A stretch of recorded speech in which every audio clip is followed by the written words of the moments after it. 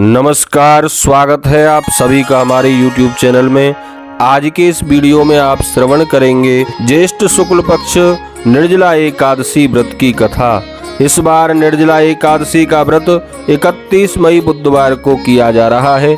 आज भगवान नारायण की पूजा अर्चना करने के बाद एकादशी महात्म्य की कथा श्रवण करने से ही व्रत का पूर्ण फल प्राप्त होता है।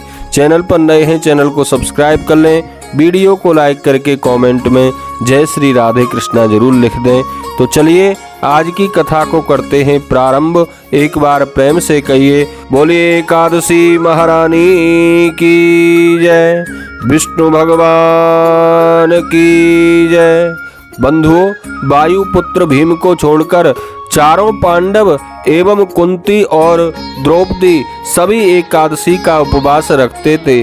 वे भीम को भी एकादशी का व्रत करने के लिए कहते थे, पर भीम उनकी बात नहीं मानता था और एकादशी को सदा की भांति भोजन कर लेता था। परिवार के अन्य जनों को यह बात अच्छी नहीं लगती थी। एक बार भीम ने यह बात व्यास जी से कही।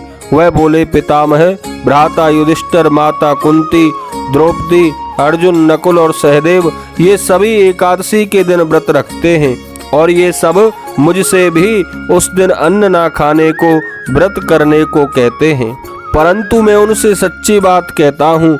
भाई, मैं एकादशी व्रत नहीं कर सकता। मैं भक्ति पूर्वक भगवान की पूजा अर्चना कर सकता हूँ। दान पुण्य आदि करने में भी मुझे कोई आपत्ति या कठिनाई नहीं है, पर मैं कभी भूखा नहीं रह सकता। अब बताइए मैं क्या करूँ। व्यास जी बोले, भीम, यदि तुम यह समझते हो कि नरकवास बुरा है और स्वर्ग में रहना अच्छा है, तो तुमको प्रत्येक महीने की दोनों एकादशियों को उपवास करना चाहिए और उस दिन अन्न का त्याग कर देना चाहिए। भीम ने उतावलेपन से पूछा, पूज्यवर, मैं तो आपको बता चुका हूँ कि एक दिन तो क्या, मैं एक समय भी भोजन का त्याग नहीं कर सकता। अतः मेरे लिए पूरे दिन का भोजन ना करना बड़ा कठिन काम है, असंभव है, क्योंकि मेरा नाम ब्रकोदर है। मेरे पेट की ज्वाला अधिक अन्न खाने से ही शांत होती है। हाँ, पूरे वर्ष में एक दिन तो मैं प्रयत्न पूर्वक व्रत कर सकता हूँ। अतः आप मुझे कोई ऐसा व्रत बता दीजिए जो पूरे वर्ष में केवल एक दिन करना पड़े और मैं नरकवास से बच सकूं। व्यास जी भीम की बात सुनकर कुछ सोचने लगे, फिर बोले, वायुनंदन, वृष या मिथुन की संक्रांति में ज्येष्ठ मास के शुक्ल पक्ष की एकादशी पड़ती है। उस एकादशी को निर्जला एकादशी कहते हैं। इसका निर्जल व्रत करना होता है। हाँ, इस व्रत में आचमन कर सकते हैं और आचमन के लिए जो जल है वह आधा तोले से अधिक नहीं होना चाहिए। आचमन इसलिए कि इससे शरीर की शुद्धि होती है। इस तिथि को भोजन नहीं करना चाहिए, इससे व्रत खंडित हो जाता है। सूर्य उदय से सूर्य अस्त होने तक यदि मनुष्य जल ना पिए तो उसका 11 एकादशियों के व्रत के बराबर पुण्य का फल प्राप्त होता है। द्वादशी के दिन सूर्य उदय से ही पूर्व जग जाना चाहिए। इस दिन स्नान आदि से निवृत्त होकर भूखे ब्राह्मण को भोजन करा देना चाहिए। बाद में स्वयं भी भोजन कर लें। व्यास जी ने अपने कथन की पुष्टि के लिए कहा, हे वत्स भीमसेन, मुझसे स्वयं भगवान ने कहा था, निर्जला एकादशी के व्रत का पुण्य सभी तीर्थों के कर लेने और बहुत सा दान देने के बराबर होता है। एक दिन निर्जल व्रत करने से मनुष्य सब पापों से छुटकारा पा लेता है। निर्जला एकादशी का व्रत करने वाले प्राणियों को अपने प्राणांत के समय भयंकर यमदूत दिखाई नहीं देते। भगवान के पार्षद स्वर्ग से आते हैं और उन्हें देव विमान में बिठाकर स्वर्ग को ले जाते हैं।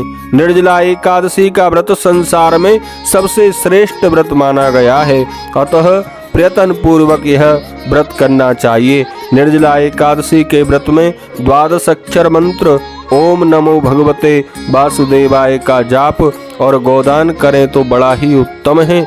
निर्जला व्रत करने से पहले भगवान की पूजा करके उनसे विनय करनी चाहिए। भगवान, मैं आज निर्जला एकादशी का व्रत कर रहा हूँ, अतः आज मैं भोजन नहीं करूँगा, जल ग्रहण नहीं करूँगा, अगले दिन ही भोजन करूँगा। इस व्रत को मैं पूरी श्रद्धा और सच्चे मन के साथ करूँगा, अतः आपसे प्रार्थना है कि मेरे सब पापों को नष्ट कर दें। इस दिन स्वर्ण दान का बड़ा महत्म्य है। इस दिन तप, यज्ञ, पूजा, जप आदि करने का अनंत अनंत गुना फल प्राप्त होता है। इसका वर्णन नहीं किया जा सकता।